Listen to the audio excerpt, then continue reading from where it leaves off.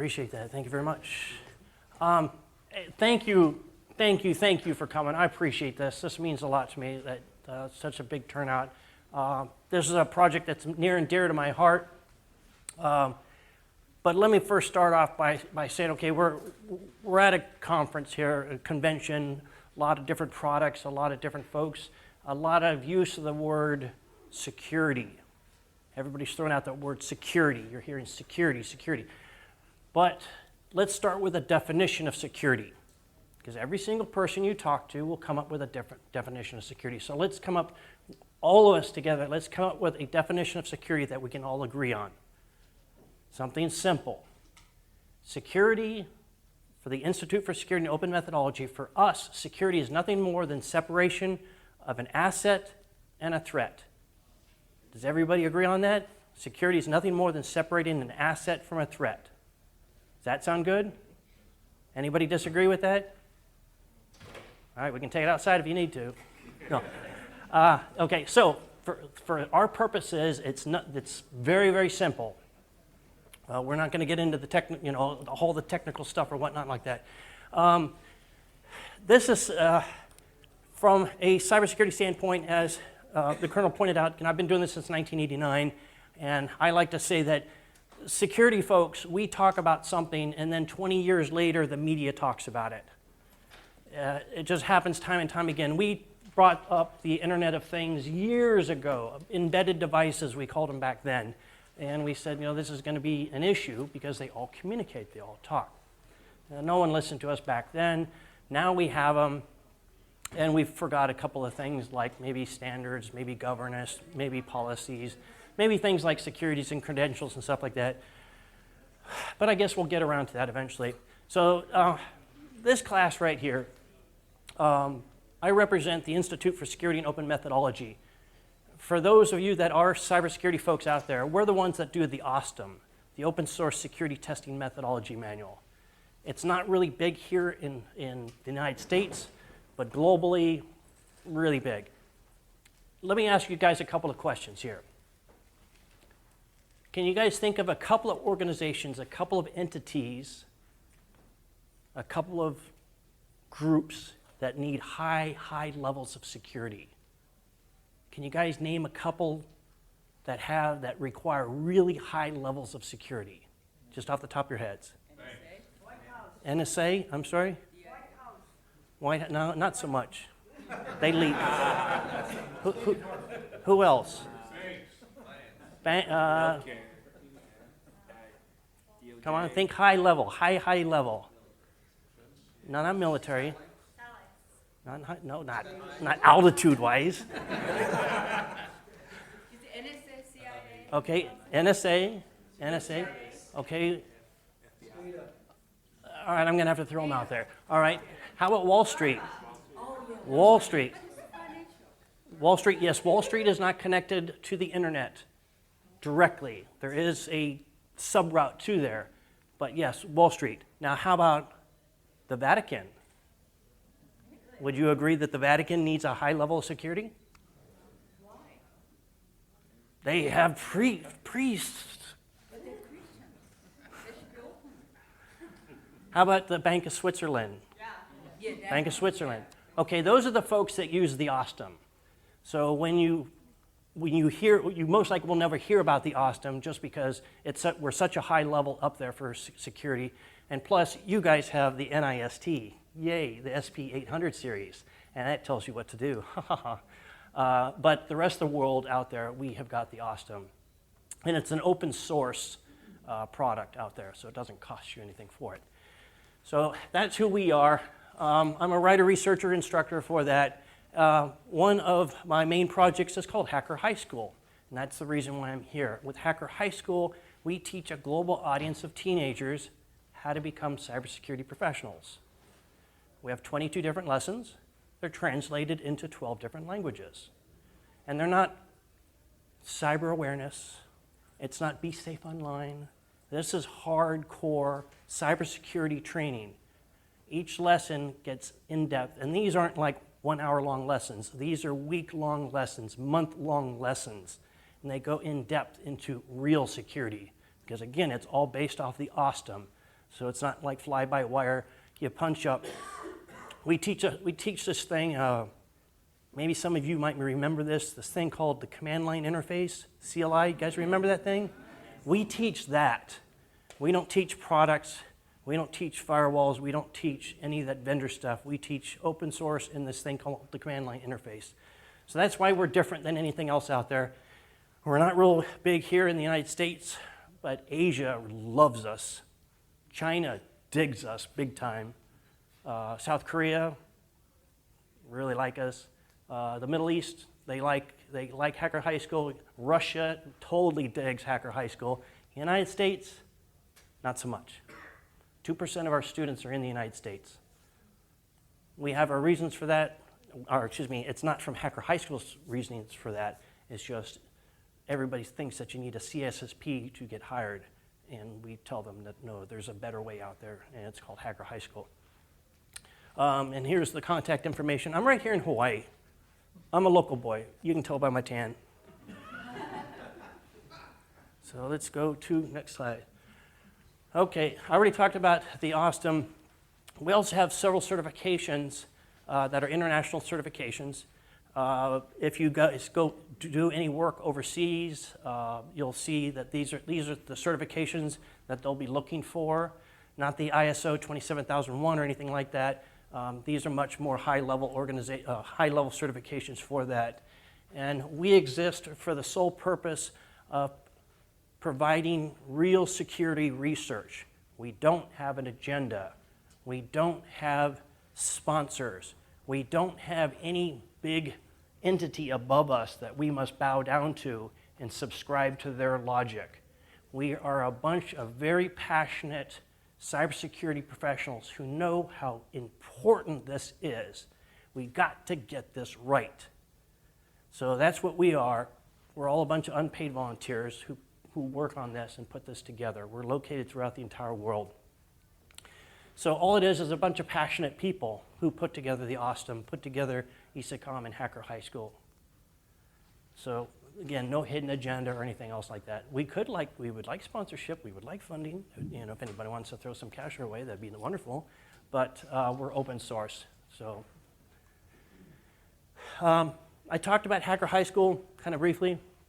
The reason why I got into the Internet of Things, and pretty much the whole reason for this class, is because we teach in countries around the world that can't afford laptops, desktops, and tablets and all that other stuff.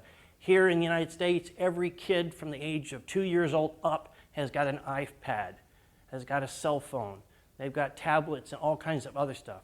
You go to other countries, they don't have that kind of stuff. So my boss, who's the director, his name is Pete Herzog, he asked me a couple of years ago, he goes, Bob, how are we going to teach Hacker High School in those countries that they can't afford laptops and desktops and servers? I said, simple, Pete. Microcomputers. I said, they're cheap. And he goes, Bob, those are nothing more than flashy lights and they make funny sounds. I said, no. I said, these microprocessors, these microcomputers here can run full desktop environments. On this one here, right here, which is a Raspberry Pi, which I'm sure you've heard of in the news, this is a $35 computer. It's got 4 USB ports, and I'm running 4 different operating systems on here to include a full version of Kali Linux. So it's a full penetration testing platform to include digital forensics and to include security auditing. And that goes into the Internet of Things. When we look at the Internet of Things, what's inside of them? And this gets into some scary stuff here because we really haven't paid attention to what's going on with the progress of the Internet of Things because it's just kind of happened. You know, we fell asleep and we woke up and all of a sudden, boom, we've got these light bulbs that go on and off. We've got Alexis, and we got Hey Google, and we got all these other great products, our refrigerator that orders products for us and tells us when our lettuce is bad and things like that. But we really didn't pay a whole lot of attention to what their real power comes into. And I'll get into that as from a security standpoint as a threat. And then I'll talk about some of these microcomputers that I brought here And I'll demonstrate some of those to you as well as pass them around just to ask for them to come back. The evolution, revolution, and convolution, that's happened anytime we've had technology that's been rushed. And it's not like the Internet of Things has been rushed, it's just no one took the lead on it. They had all kinds of different meetings and boards and all kinds of other organizations that said, hey, we're gonna govern Internet of Things. We're gonna put together our standards. We're gonna put together safety and privacy issues into this. Well, those things never came up. The product came to market before any of those boards ever came up with their guidelines. Now, in all fairness, the FCC back in October did publish their guidelines for the Internet of Things. Guess what it says? It says, you, the owner, and you, the manufacturer, are responsible for the security and the privacy of your own devices. It's not the government's.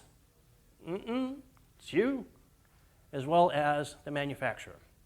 The FBI, back last summer, August, did the same thing. They published their guidelines for the Internet of Things, said the same, pretty much the same thing. It's up to you, the user, and it's up to the manufacturer to figure out how they're going to secure them. No guidelines, no policies, no nothing like that. NIST just published their SP 800-183. It is a 30-page pamphlet for the Internet of Things. They pretty much changed the name and they called it the Network of Things. So that's what the National Institute for Standards and Technology has done for you. With 30 pages, they've changed the name from IoT to NOT. You can thank them for that. By the way, don't waste your time reading the document. It's pretty worthless. I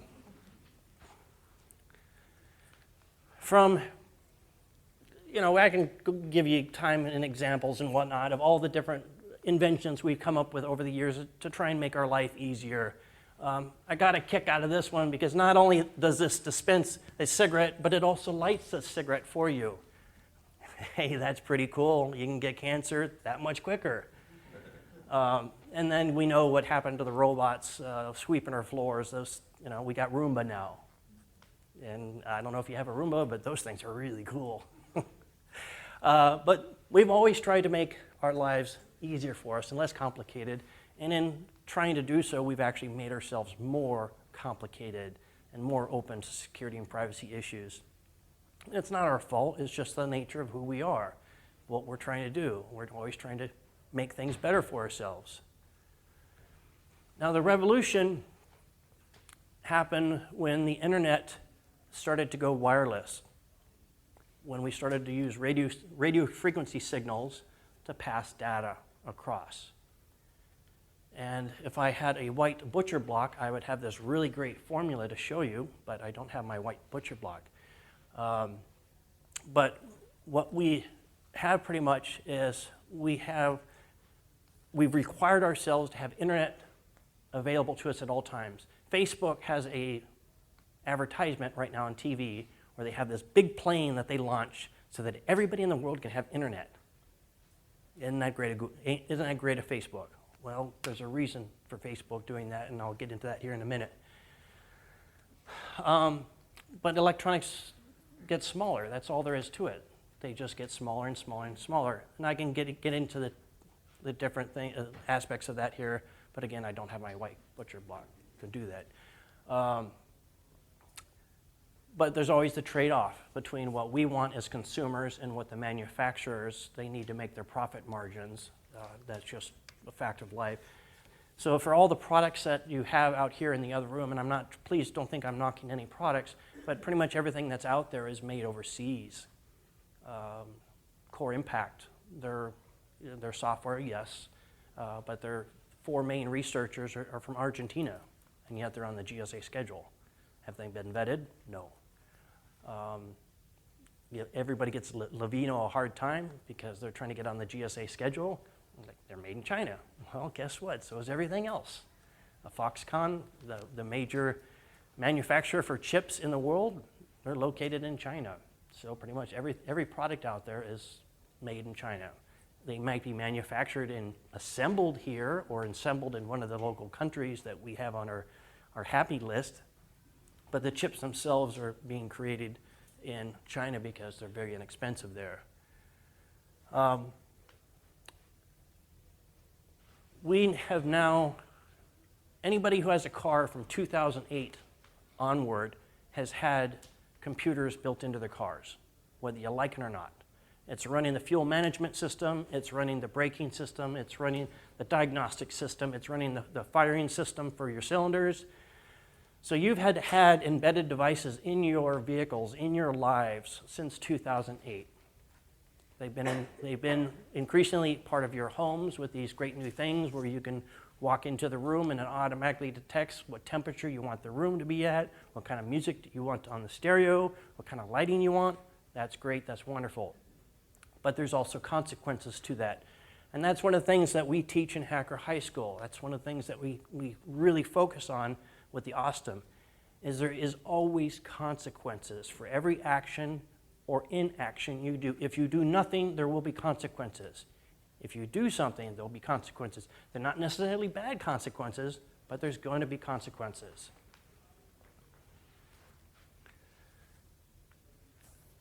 Right now, everybody has got Wi-Fi at home, right?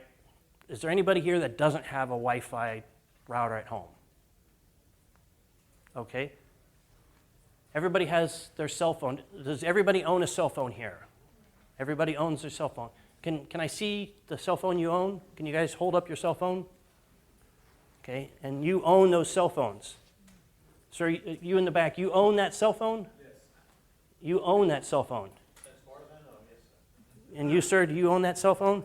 No, you do not. You do not own that cell phone. You don't. Last time a firmware push came down, did you request that push? No, you did not. Your phone is constantly sending out a signal, a beacon of where it's located, where it's at, who it is, what the manufacturer's information is.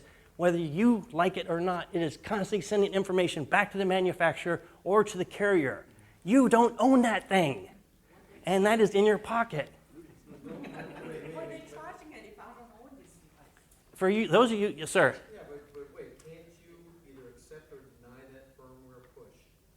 But you didn't catch what he said. It still talked to the company and it still said you need an update. So it still talked to him.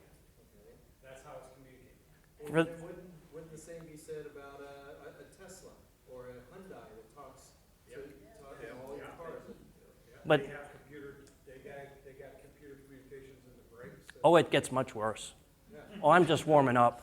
You actually just got it going. Oh, yeah. Woo, we're going to have some fun. Okay, your cell phone that you don't own. For those of you that have wireless at home, your wireless device at home has two ways of communicating. It's got 2.4 gigahertz and it's got 5.0 gigahertz, two radio frequency waves. You have a hard enough time at home securing your wireless network. You carry around in your pocket a device that has 8 different ways of communicating. Your cell phone that you have in your pocket has got 2G, 3G, 4G, 4G LTE, it's got Bluetooth, it's got Wi-Fi, NFC. This thing talks all the time. How can you secure something like that when you can't even secure your router at home?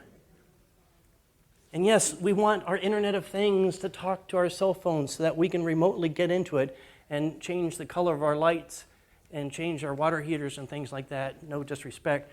But, you know, look at this is the basic, your average cell phone has 14 sensors in it. It knows when it's dropped. It knows to stop itself, to stop its major functions before it impacts. It's got the accelerometer in it. That is so neat. But it's also phoning home. For those of you that have Apple devices, iPhones, run Wireshark on that phone, or T-Shark, if you want to do command line interface. Check it out. See how much data is being sent to Apple on a daily basis. You will be shocked. You will wonder why your battery dies so much quicker on an Apple device than on a Samsung. The reason is because there's so much data being going to Apple. Now, Apple jumps up and down about all the other companies that data is being pushed to, but Apple's no better than the rest of them. Microsoft and I'll get into the other one, some of the other ones here in a second. But that's just, this is the very beginning of the Internet of Things for us, is that this thing has got a microphone built into it. It's got a camera built into it, so it can listen and it can see, and it is talking back to the mothership. This dude right here, Marky Mark. This guy is worth, what's it, $53 billion, I think it is. Now, can a dude like this, $53 billion, do you think he can afford good security? Reasonable security? Yet he uses tape to cover up his webcam and his speaker, or his microphone outlet right there. Why don't you just buy a laptop without a damn webcam in it, dude? You can afford it. Now, the worst part about this is that back in 2012, I won't go into the whole history of this, but back in 2012, Facebook sold all of its data, every single piece of its data, to 7 different organizations. All of your Facebook accounts, all your photos, all your images, all your stuff that is on Facebook was sold to 7 different companies. FBI bought a copy of it, CIA bought a copy of it, Microsoft bought a copy of it, Google bought a copy of it, 2 Chinese companies bought a copy of it, and then 1 unknown company, non-disclosed company, bought a copy of it. The reason why the FBI wanted this is because back in 2008, the FBI wanted a program where they could identify people's faces and who they were based on age and whatnot. They had built several databases, and on their 3rd iteration of contracting, their databases were pretty abysmal, to say the least. Facebook said, hey, we'll sell you our database of all of our pictures, and oh, by the way, the users put the information about who they're with. Here's Bob with his buddy Steve. Here's Bob with his wife. So you yourselves have given all this information up freely. So thank you very much. And that's why he's worth $58 billion. But he still used his tape to cover up his webcam. Now, I kind of talked about this briefly, but there is no standards for the Internet of Things. There is no standard out there for your privacy or for your security. There are several different entities that say they're working diligently, but in reality, it's a little bit too late. The cat's out of the bag. Nobody has really come up with any sort of standard. And I'll get into that here in another slide. But when you look at it, all these devices have got default passwords. All these devices have got default credentials built into them. So if you know the password for one device, you know the password for pretty much all the devices. And then when those folks do put together their standards, their RFCs that they submit, they don't adhere to their own standards. These folks are notorious for disregarding their own in-user license agreements, their own policies, their own protocols that they built and designed. That's just the way it is. It's like the military. They don't talk to one another. One of the big issues with the Internet of Things is what radio frequency are we going to use for all these different devices? For those that have been watching the news, you know Philips Hue light bulb system uses ZB. And that was recently hacked, and they found out that they all have default credentials and that they could turn off up to 15,000 light bulbs at a time. Isn't that great? So that's ZB. But what about all the other radio frequency that we have out there? We've got Bluetooth, we've got Bluetooth LE. By the way, for you security folks, if you guys want to have a good laugh, take a look at Bluetooth LE, the security protocol for that. Oh my God, the thing's a mess. Oh, it's bad. And then, what frequency waves are we using? And then, what is the backbone infrastructure for that? There is none. It's just ad hoc. It's basically a mesh network for those familiar with networking. Then comes up with little things like your cell phone. We talked about firmware pushes. Those are simple. Manufacturer sends it out whenever there's security issues. Your computer, for those that have Microsoft products, you know Patch Tuesday. But the Internet of Things, these devices over here, how are they going to be upgraded when there are security issues, when the default password is discovered? Excuse me, I lost my voice. So how are these firmware devices going to be updated? How are we going to increase the privacy or security of these? No one knows. We've talked about it. We've discussed it. We've had board meetings. We've had all kinds of conferences. But no one in 2016 has come up with an answer. Yet we've had this for years. And then how do you change basically credentials? What happens when you sell your car? Your 2016 Lexus whatever, you decide you want a 2017 model. Isn't that great? Gonna get a new car. Well, don't forget, that car has all kinds of information about you. It's got all your phone contacts. It's got your navigation.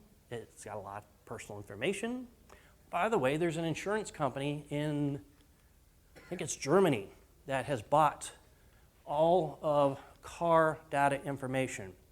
There's a protocol called 802.11 PAPA, and that is the communication protocol for vehicles.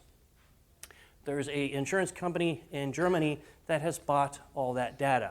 So all your driving habits, how fast you go, how often you brake, the distance you brake, your basic speeds, and whether you can stay on center line, things like that. All that information has now been sold to insurance companies, and they're going to use it to define your rates from now on because there is no privacy. And it goes back to, again, what happens when you sell that vehicle?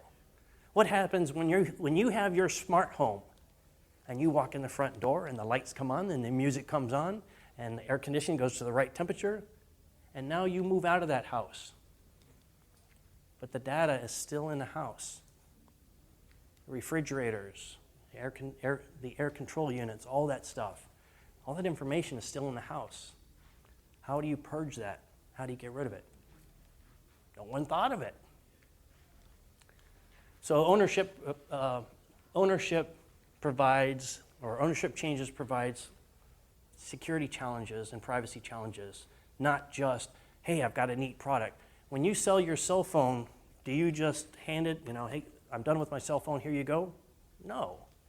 If you're like me, you keep it forever, or you take a sledgehammer to it.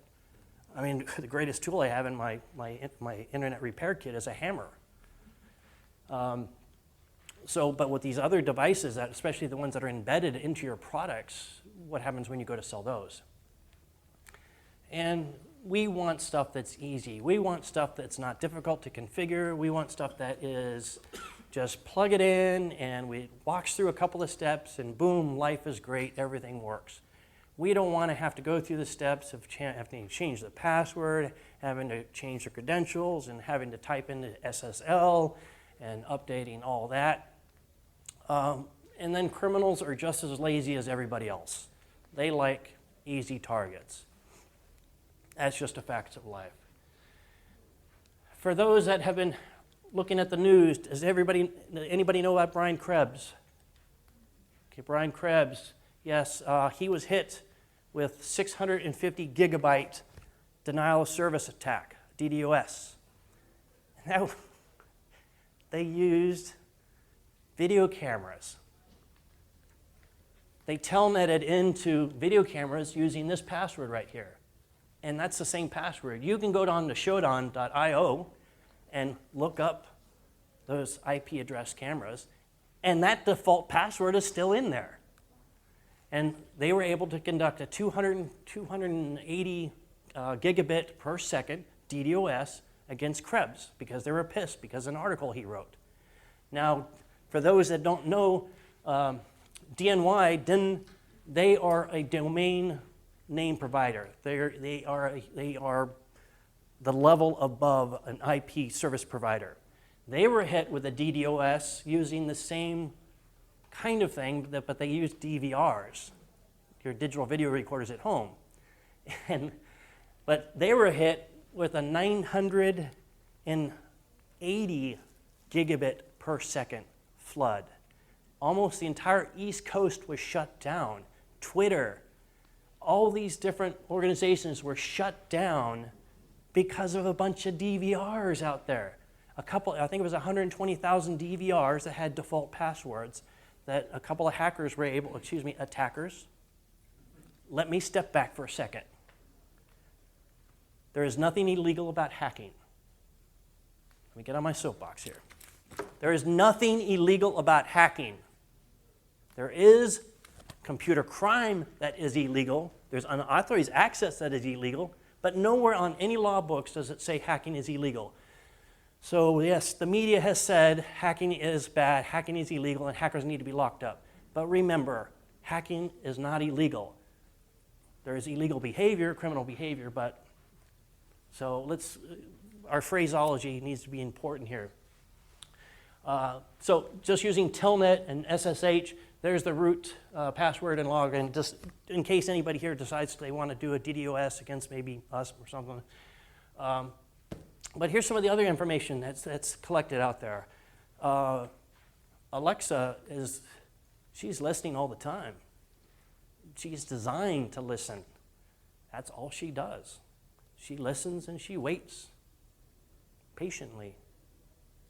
Do you think any of that data is getting back to Amazon? Oh, you bet it is. You bet it is. In fact, Alexa is designed to work with a couple other components, and I'll get to that here in a second. Do you guys know how Google works for Google Maps? You know how the traffic works? It determines the speed at which your phone is traveling, how fast, and if the vehicles aren't moving very fast, you know the transmission speeds for your phone is going very, very slow, so therefore traffic is stalled in front of you. That's how it knows. So it's using metadata to give you information about traffic in your environment. Smart cars for dumb people. You're seeing cars right now that stop themselves. We're seeing cars that park themselves. We've got cars that are making beer deliveries. Isn't that great? Fantastic. But what's that make us? That's going to make us lazy drivers. That's going to make us not conscious of our environment. We're going to spend more time on our tablets and our cell phones, and we're not going to pay attention to the fact we're in Hawaii and we have a beautiful environment and we have lovely trees and lovely greenery. Oh, by the way, there's a kid in front of you. Those types of things. You can't always depend on the technology to save your butts. So when you hit that kid or that child that's crossing the street, or you back up and hit somebody who's behind you, it's still your fault. You're still responsible, even though the technology's built into it.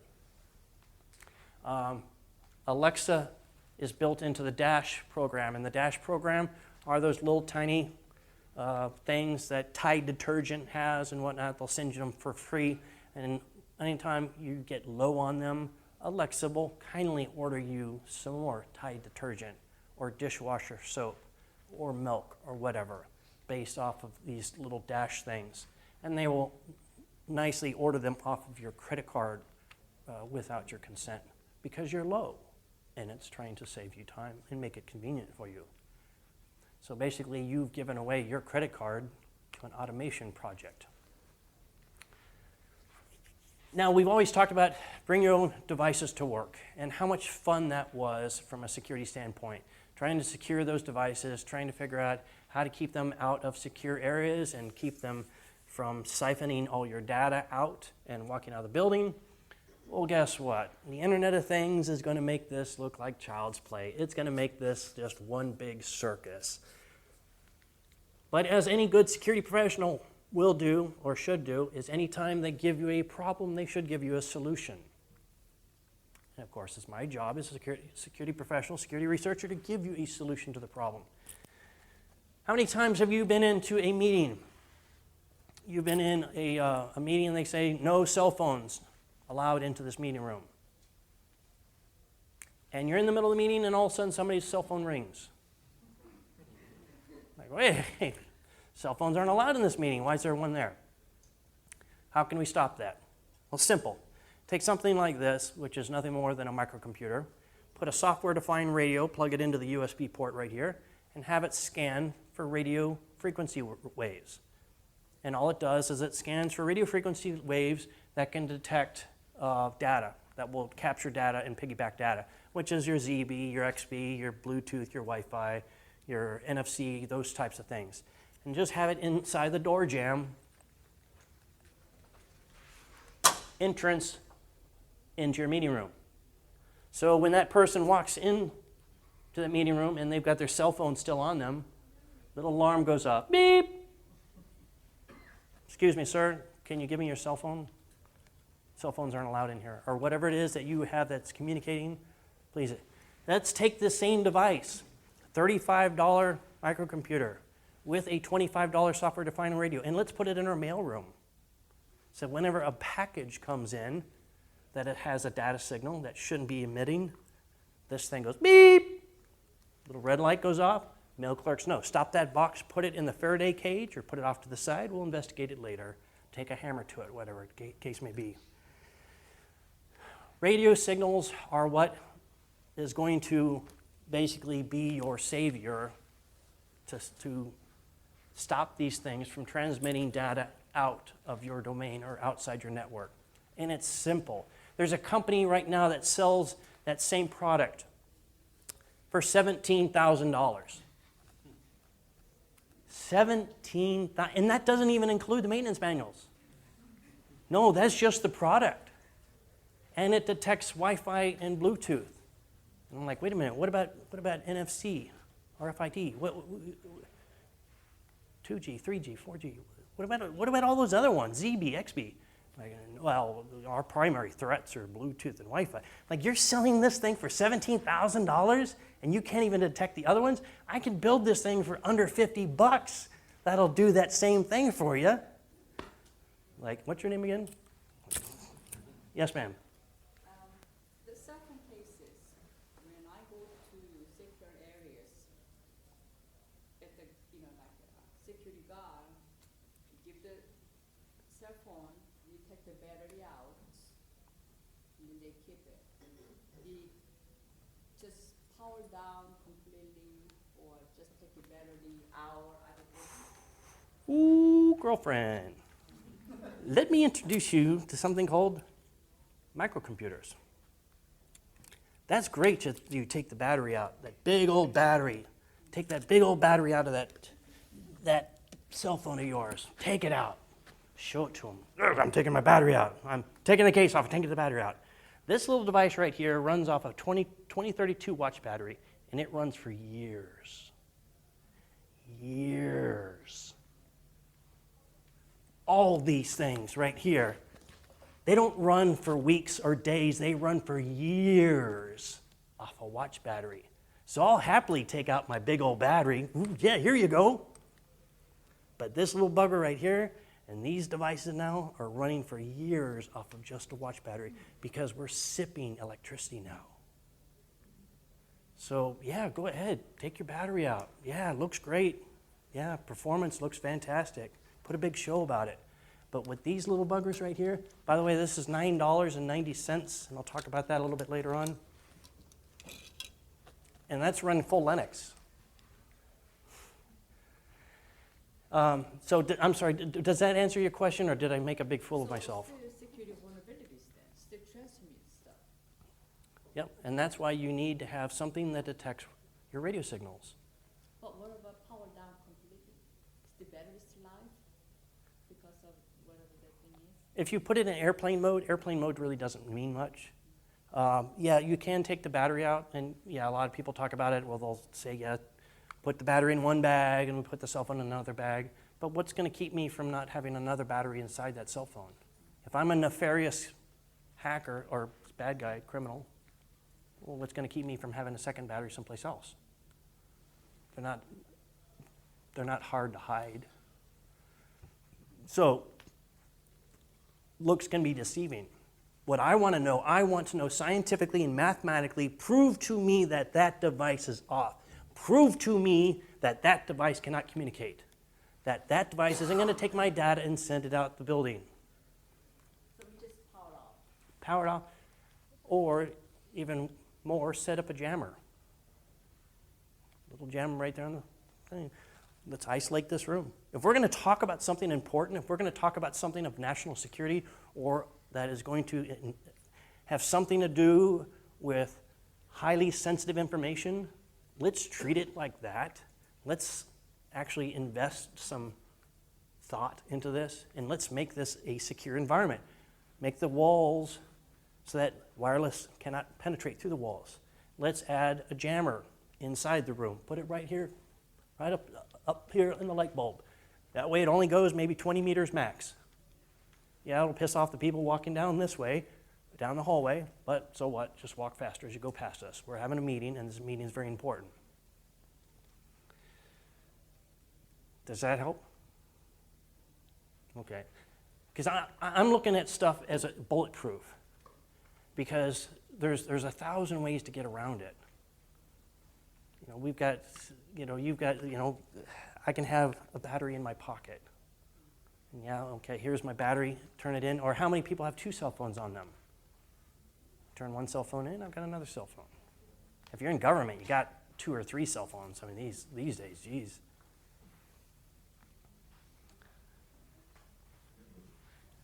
The definition, the most recent definition, not from the NAST, is basically the Internet of Things is designed to give you an information about your environment and help you to control your environment in a more holistic way.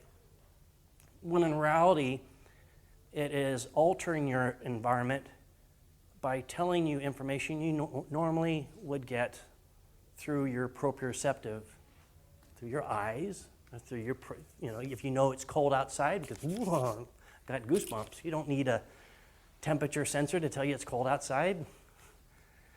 So we've got all these different sensors and whatnot that are dirt cheap. Oh, by the way, I'll show you these real quick. These are 2 little sensors right here. One is a temperature sensor. The other one is a barometric pressure sensor. They run off a 4-pin connection. These are 10 cents a piece.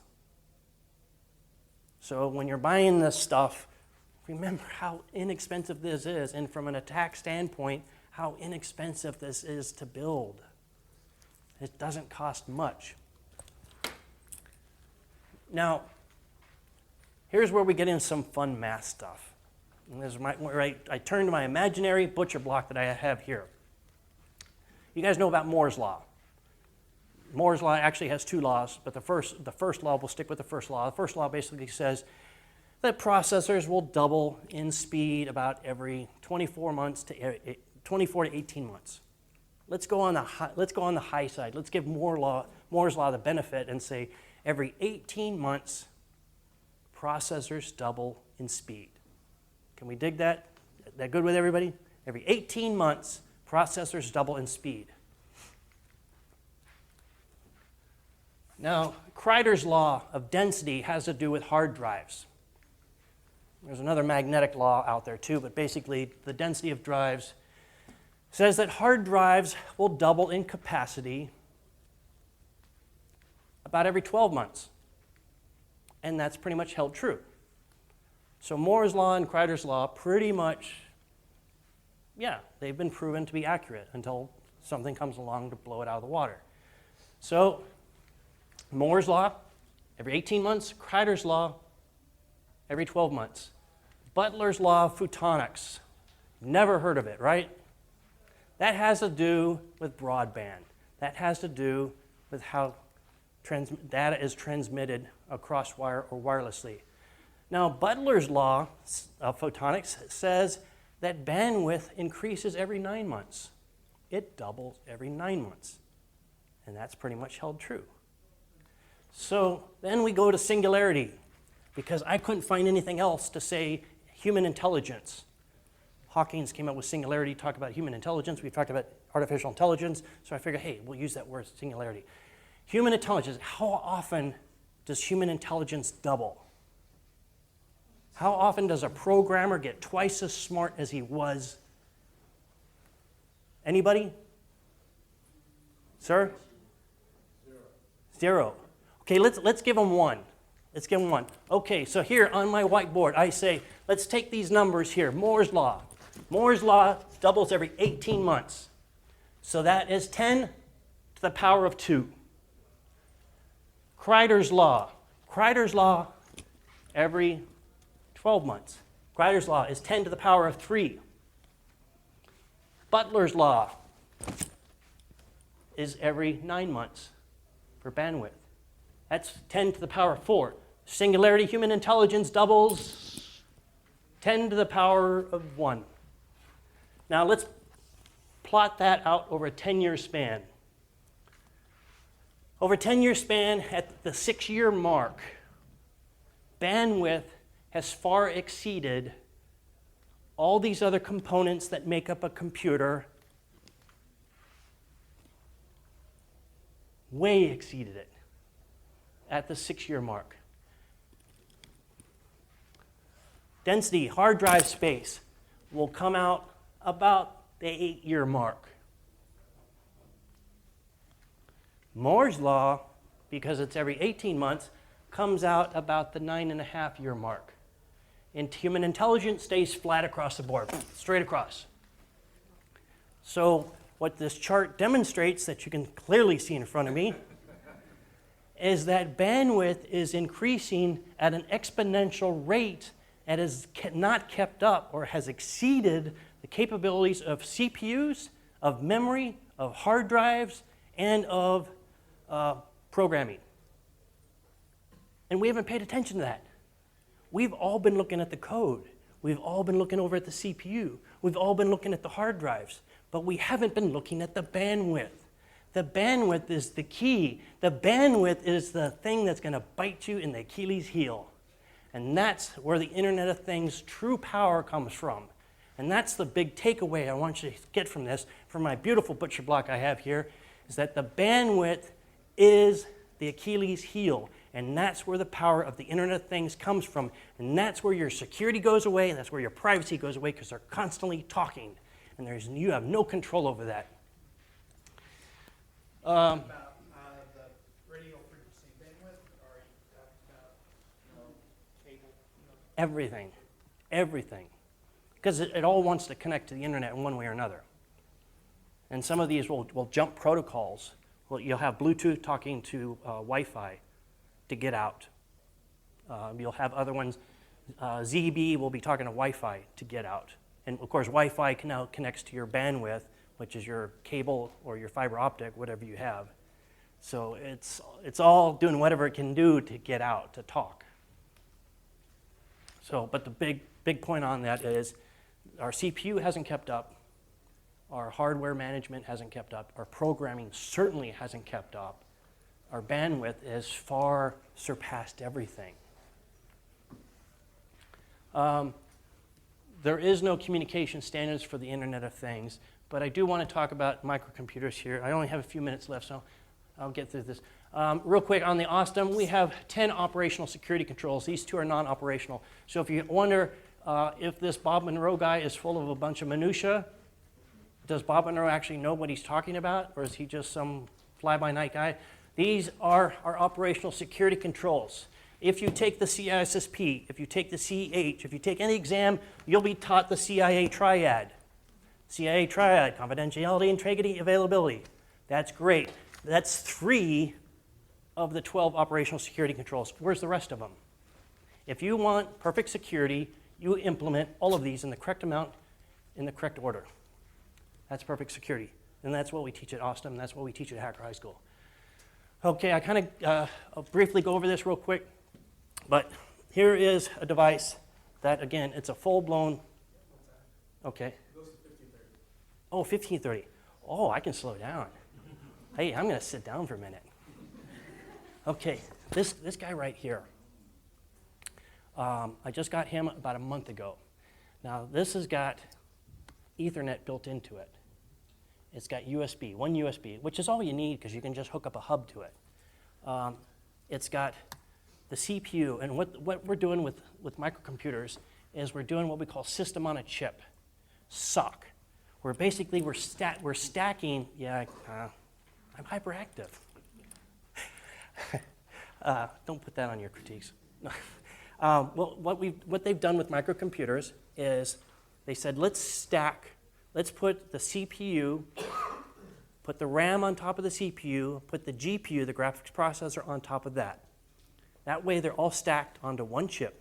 It saves electricity, it saves power, it increases speed because data doesn't have to go nearly as far, and it reduces space. We can put it all on one chip. It's called SOC.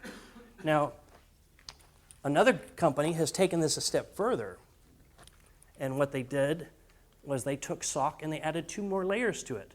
The 2 other layers besides the CPU, besides the RAM, besides the GPU, they added Wi-Fi as another layer, and they added Bluetooth as another layer. So they have 5 layers on this one chip. And this is a full computer right here. You can putty into this thing and run not full, I wouldn't recommend it, but you can run a Linux environment off of it. These other ones, for those of you that are familiar with the Raspberry Pi, this is the Raspberry Pi Zero. This will set you back. This is running the Broadcom processor, and this is running at 1.2 gigahertz. So, yeah, not bad. It's about the same speed as your Android or your phone that you have in your pocket. This is running 512 mega RAM, 2 USB ports, 1 micro HDMI port. It's got a camera connection, and it's got your micro SD slot, so you can put your operating system on it. It's also got a GPIO header on it, which is your general purpose input-output, which means you can put other things onto it, like this guy right here. Now, this bugger right here costs you $5. I'll take a bunch of these, put them up, put them in the ceiling tiles, put them in the planters, put them underneath your cars, put them under your bumpers, put them underneath the trash cans, have them transmit. You find one. Wow, I'm out $5. And this operates off of 4 AA batteries. And it'll operate for a couple of days off of 4 AA batteries because it's just sipping power. But from an attack standpoint, how difficult is it going to be to detect this if you're not looking for the radio signature? Or let's take this other one here. This is made by Texas Instruments. This is running Bluetooth, and this is designed, again, for packet capturing. $25 for this, kind of expensive for my taste. But how long is it going to take you to physically discover this device? If I'm going through your data center, toss it behind one of the racks. This is running off the watch battery that will run for years. Are you going to be able to detect this unless you're looking for radio signatures? No. Again, if it is detected, I'm out as a hacker, or as an attacker, I'm out $25. It's a burner computer. It doesn't cost me anything. It's chump change. I can take these and I can add devices to them. Like here's passive infrared detector. So I can set up and fully automate my house. Or I can set it up with a camera, so every time somebody passes this bush, it takes a picture of them as they enter their PIN into the pass code to get into your building. Because I don't want to see a bunch of pictures of video all day. I only want to see when action's happening. So I set up with a passive infrared, and it's only going to take video of when somebody's passing by and punching in the keypad. And don't think that I'm just some nefarious guy out here. I'm just an average Joe. And there are guys that are a hell of a lot smarter than I am, that are thinking way worse than I am, that are already doing this. These products have been around for a while. This newest one right here, the Omega 2, that's coming out at the end of this month. I am excited about this one. Same thing. This is all an entire computer on a chip the size, or on a board the size of a cherry, a little bit bigger than a cherry. And that same thing will run off a watch battery. And this one, I don't think I brought that one today. No, I did bring it. That's this one right here. A complete computer, all on this. And you talk to it either Wi-Fi or Ethernet.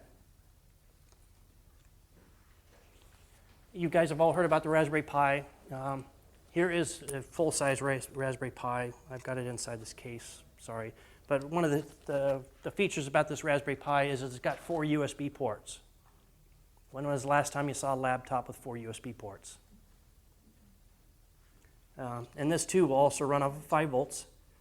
It's got Ethernet, it's got HDMI out, and it's got audio, and it's got a GPIO header, as well as micro SD card slot. This is $35. Cheap.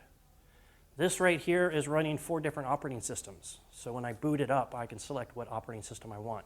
I've got the full version of Kali Linux on it. The entire 32 gigabyte of Kali Linux, every tool that's on there. I've got another one that I didn't bring with me today that's running Black Arch. For those of you that are on the real dark side, you know what Black Arch is. But on the flip side about it, there's also Scratch and Python. By the way, Raspberry Pi is not a nod to the number pi. It's a nod to Python, the code Python.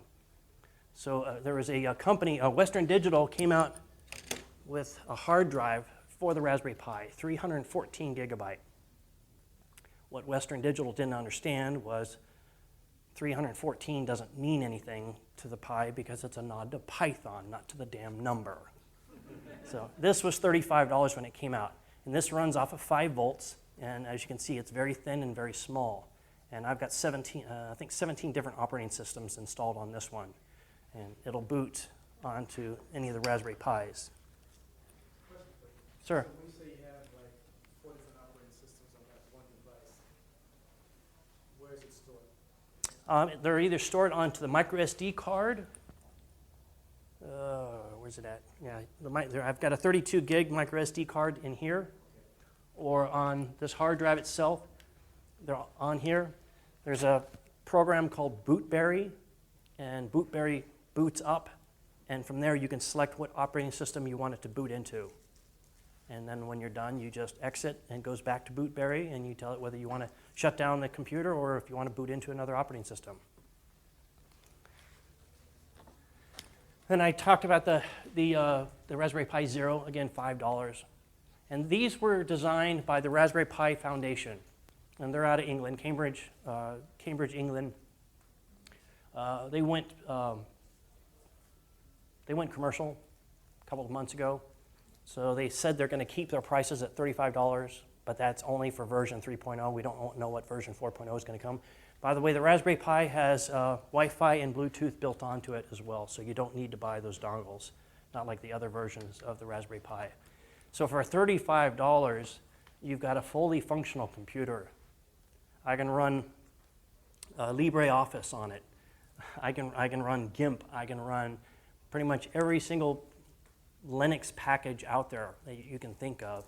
Ubuntu, I had Ubuntu running yesterday on one of my computers. Debian, in fact, that's what Raspbian is. Raspbian is a Debian flavor that's just been modified slightly. And then the Raspberry Pi Zero, you can see how small that is. Not much to it. In fact, a fun little thing about these is that they literally took a credit card and they drew out the credit card on a napkin and they said, that's the size we want our computers. So all of these are roughly the same size as a credit card. Now those are the old ones. The newer ones, as you can see, are much smaller. The newer ones are the size of a quarter. And this is the next generation. These are my new babies. Yeah, the Domino, this is nothing more than like Lego blocks. You build your own computer any way you want it. If you want to add Ethernet to it, put it on there. Dual Ethernet, add extra USB ports, whatever. You just stack them on there just like Lego blocks. Pretty simple.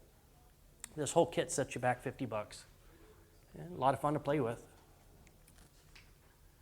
The sensor pack, if you want to take your Raspberry Pi and make it really high speed so it knows the temperature and barometric pressure and all that other great stuff, then you can add these things, what we call hats. Raspberry Pi calls them hats, Beagle Bone Board calls them capes, Arduino calls them something else, but shields, yeah, thank you. You know, that right there, that's wonderful. You know, if you want to automate your home, something like that, it's $40. And that sits just right on top of the GPIO header. I talked about this. The other exciting thing about the Omega 2 is I upgraded mine. I got 1 gig of RAM on mine, so mine is $9.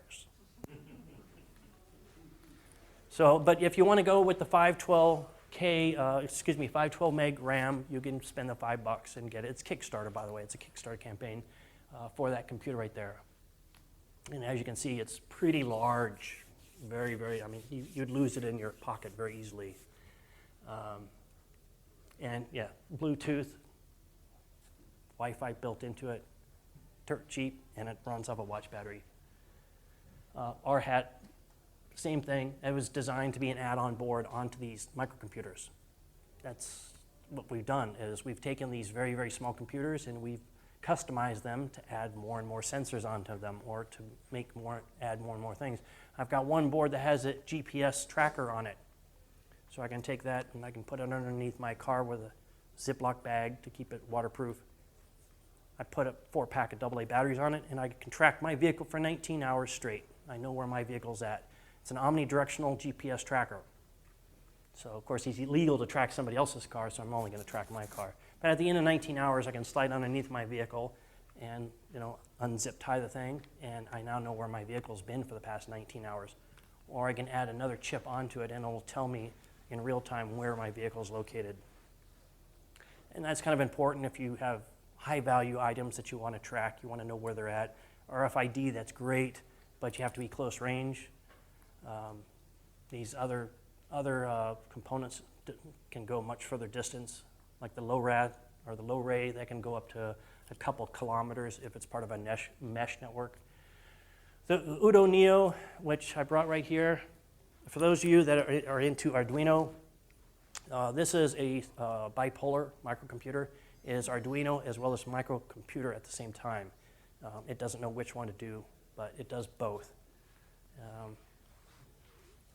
And I think Italy made that one. And that's the other thing, is these are all different countries make these. Like I said, the Raspberry Pi comes from England, that Udo comes from Italy. There's a Snapdragon 410 that, there's another one, the Odroid, that comes from South Korea. The Snapdragon, that comes from the United States.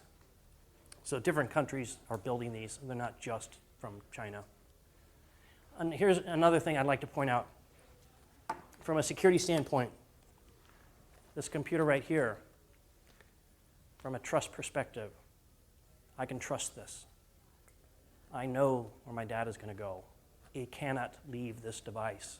It cannot go anywhere else because I haven't connected anything to it. I don't put Bluetooth on it. For one of my devices that I use for forensic imaging, it's never connected to the internet. It will never be connected to the internet. It doesn't have any Bluetooth, has no Wi-Fi connected to it. It's one of the earlier versions. So that way, when I go before a judge, I can say, Judge, Your Honor, I can state that the data that I have gathered from this evidence hard drive has never left my custody. It could never leave my custody. And here's why. Because it hasn't been connected to the internet, it will never be connected to the internet, and nothing could get on there that could transmit that data otherwise. You can't do that with the other products that they sell out there for digital forensics imaging, even though you're going to spend a whole lot of money doing that. $35 device, I can do that, and I can say that, and I can prove it scientifically and mathematically. The $9 chip, I had that out yesterday. Again, you can see the prices on these. Dirt cheap, very powerful, and they come in all different shapes and all different sizes. Here is where we need to go to wrap all this up. This is, as anything else, we need the folks higher up. We need governance. We need somebody to put their foot down and say, okay, this is ridiculous. People's information is being just filtered out, sent out, and being held captive for private gain, for commercialization. Government secrets are just being siphoned off, and no one seems to really do anything about it. We've got to stop it. This has got to end. When you do get these devices, first thing you do, shut off Telnet.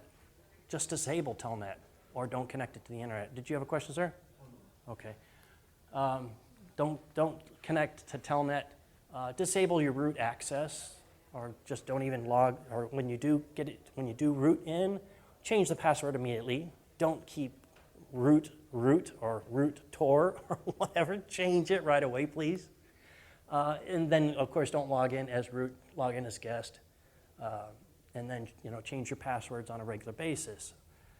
One trick for password management is I tell people, how often do you lose your purse or how often do you lose your wallet? Not very often. So there's nothing wrong with writing down your passwords and keeping them in your wallet because you're not going to lose it very often. People say, oh, you can't, yeah. I'm like, no, trust me.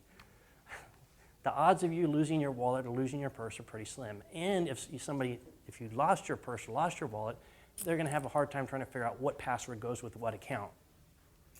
And you just put it on a little post-it, a little 3x5 card, what have you. Don't trust your firewall. Everybody says, well, I'm behind the firewall, so I'm secure. No, don't trust your firewall, because your firewall is just another, it's a router that filters certain packets. That's all it does.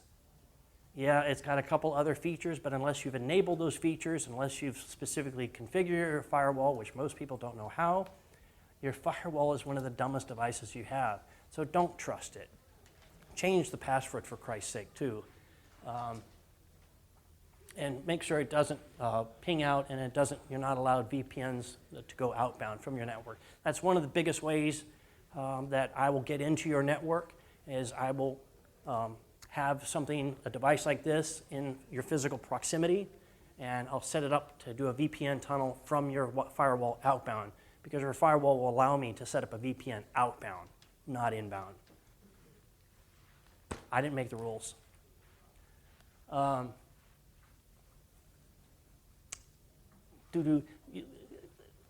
DDoS, I don't know how many people themselves will be affected by a DDoS, but in your organization, in your position that you're in, a DDoS is an issue and will continue to be an issue. It's one of those bugs that just won't go away, just like ransomware and some of the other ones, malware, things like that. So just set up at least a couple of solutions, have that in mind. What happens when I get 15 megabytes of ICMP traffic that is all error-controlled traffic, and now my firewall and my server shut down. That just happened the other day, a proof of concept. 15 megabytes of data will shut down a bunch of servers because they don't know how to handle error-coded ICMP traffic. ICMP traffic. And then monitor your communications. Know what's going out. Know what's going through your walls. Know what's leaving your building, what's staying in your building. Know what's going on your roof, what's around your perimeter. Even at home, what are your kids doing on their cell phones? What are your kids doing on their tablets? Too many parents don't pay attention to what their kids are doing. Trust me, your kids are not doing what you think they're doing on their cell phones. They're not. And you will be really shocked by some of their tweets. And then be as much familiar with your devices as you can, especially devices that you keep with you and on you at all times. Be familiar with the capabilities and what they really do and what they can do if somebody decides to do something nefarious, or you're in a position of power, an executive or something like that. Be familiar with, hey, shut the damn thing off, take the battery out, or don't carry it with you unless absolutely necessary. And then, scanning for radio waves. That's a simple one. And that's how it's very inexpensive. Software-defined radio costs you $25 on Amazon. And then with the Internet of Things, if you find your device is infected, if you find that somebody has taken control of it, all you do is reboot it. Don't freak out. Don't spaz. Just shut it off, reboot the damn thing. That's all you got to do, and change the password. So not a big deal. But take control because it's your device, and you have what we call due diligence. And then try and keep these devices out of work as much as possible. And that's going to be very difficult to do. But here's one of the hacks that we talk about. Is that I will take a a Raspberry Pi device like this, and I'll hook up a battery pack, like an Anker battery pack, which will provide about a week and a half, about 9 days worth of power to Raspberry Pi, and I'll hook up a two devices to it. One is a wireless device that can go into promiscuous mode, and the other one is a XB chip that sits on the GPIO header. Then I have on the SD card, I tell it it has a version of Kali Linux on it, where it does nothing but Wi-Fi brute force. On top of that, it's running a script in the background where it's checking battery voltage. Now I take this and I box this up. I know you're here in Hawaii at this conference, so I'm going to ship this to your office. And of course, your mailroom clerks know that you like computer stuff, so they're going to put it on your desk, boom, right there. So it's going to sit on your desk, and after, let's say, 4 or 5 days, if I can't get into your network, I'm going to pull into your parking lot, and I'm going to communicate with the XB chip on here, and I'm going to tell it, do a different set of attacks. Change your attack modes. And again, set up a VPN network to go outbound.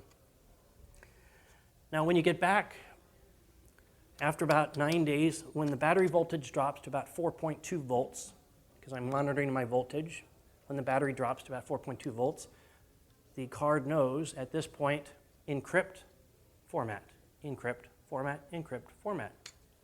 Because by then, I should be well inside your network, well inside and established.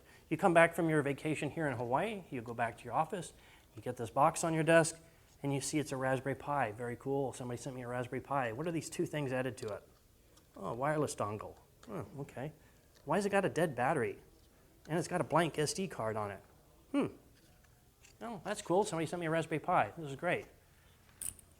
If I'm really in a good mood, I'm going to send this to your house while you're on vacation. And again, your kids know that dad and mom love technology. And I'm going to put it in an Amazon or a technology box, CompUSA or whatever else, MCM Electronics. And what they're going to do is they're going to put it right next to your computer. So while you're here, when you come back, that box has been sitting right next to your wireless device, right next to your computer. And I'm now into your home network. If I'm into your home network, I'm into your work network. It's a simple step. So again, the only way to bypass, or the only way to get around that is tell your kids, one, don't let any boxes that have electronics or anything, open them up when they come in. If they have a battery connected, disconnect the battery, or tell them put those boxes in the garage or something like that, away from everything else. Or take that one device that I talked about with the radio signal, radio detector, and have it in your mailroom. The NSA was hit with this attack in the spring of 2015. An organization sent them a stack of magazines with a bunch of these in them that sat inside the NSA building for 3 months before it was ever detected. So, and that's the NSA. You figured they'd have their stuff tight, but anyways. I'm sorry? Ma'am? I didn't send that to him, no. No. I like my freedom. Yeah. I'm sorry? Do you know who did? I think they're still trying to figure that out. Yeah, whoever it was is long gone. Yeah. And again, it doesn't take a lot of money to do this. It doesn't take a lot of sophistication for these types of attacks. Just like it doesn't take a lot of sophistication to counter these attacks. All it requires is a little bit of thinking, a little bit of ingenuity, and putting a little elbow grease into it. Now, if you want to connect with us, either Hacker High School or the Institute for Security and Open Methodology, here's how you can communicate with us. We're on Facebook. I don't use Facebook, but if you want to communicate with our folks on Facebook, you can. We're also on Twitter. We're also Hacker High School. We have a newsletter that we produce. The interesting thing about our newsletter is headhunters get a copy of our newsletter as well as our distribution list. So they hire our students before they even graduate Hacker High School. It's not a bad problem to have, but it's kind of annoying when we don't have a lot of graduates from Hacker High School because they get sucked up before they graduate. And then we're at ISECOM.org. As you can see, we're .org, so we're nonprofits. And then, like any good security person, I'm going to cite my sources. So if anybody wants to have a fisticuff contest, and I read it here and I read it there. Anybody have any questions? Yes, so you did say that you had the radio-defined or Software-defined radio. and then a little computer. What kind of software do you use to scan for like cell phones or other things? Well, the software-defined radio has its software. So it's a little radio, and so basically you tell the software what frequency range you want it to scan for. Now it may require you to add additional types of antennas, like if you're looking at UHF or VHF. I'm mainly concerned with any radio frequency that's going to transmit data. So I'm looking at very specific range, Wi-Fi, Bluetooth, NFC, but again, NFC is close range. That's not really practical. So it all depends. You got to kind of think about, what suits you best. And that's, again, the beautiful thing about these microcomputers is they're so customizable. Does that answer your question? So the software comes with the device, or it's just The software's free. Yeah, it's open source. Just type in Google software-defined radio, SDR, and all kinds of different software packages come up.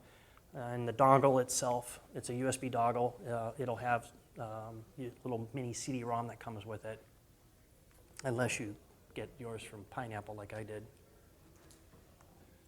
And that's it. Any questions? Oh.